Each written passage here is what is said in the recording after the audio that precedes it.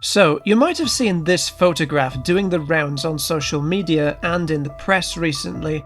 In fact, it's been brought up a few times over the years.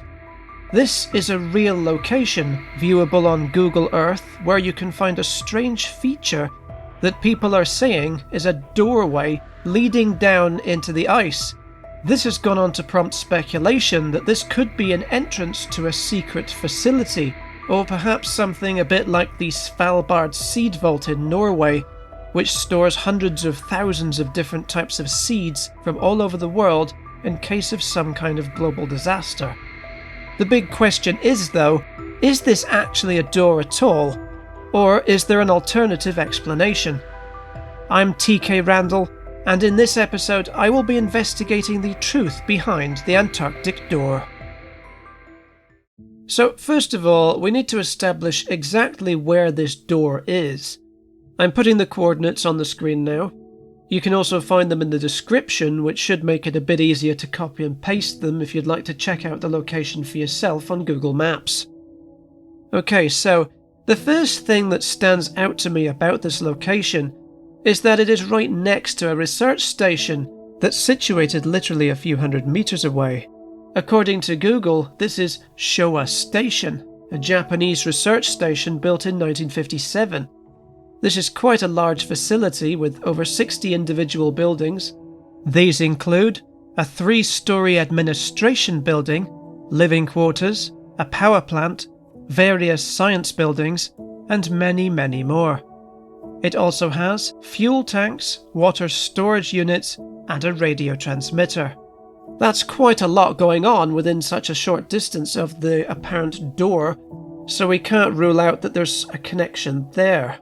So by looking up Showa Station, we can determine that this whole area lies along Antarctica's northeastern coast, at a place known as East Ongul Island, which is around 2 kilometers across. Clearly, this isn't just ice and snow, there's plenty of rock visible on the image, so if there is a door leading underground, someone must have gone to quite some lengths to drill down through the rock. If we take a closer look on the satellite image of Showa Station, we can see the buildings and also a lot of other units, outbuildings and other things scattered around the area. So there are clearly people and possibly vehicles of some sort frequenting the immediate vicinity of the alleged door. You can also see tracks in the snow leading from the facility. Now let's have another look at the door itself. Okay, so it looks sort of like the snow has either fallen away from it or has been deliberately cleared. There's almost like a frame of snow around the opening and a cleared area of snow leading away.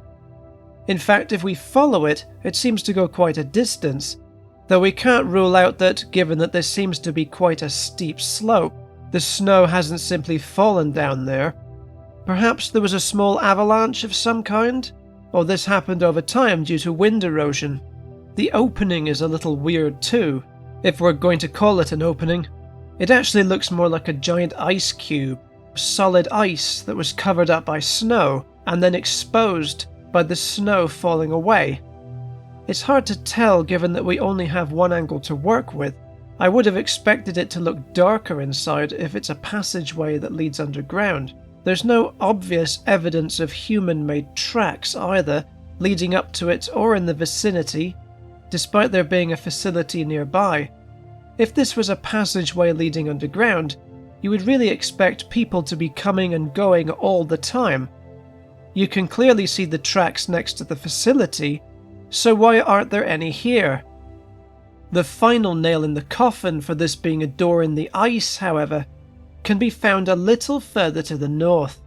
If we pan over a bit, we find what appears to be a whole ice field filled with structures that look extremely similar. Just like with the alleged door, these appear to be pieces of exposed ice where the snow has melted or fallen away. The same trail of fallen snow can be seen underneath each one, and the colour and general appearance of these matches the door very well.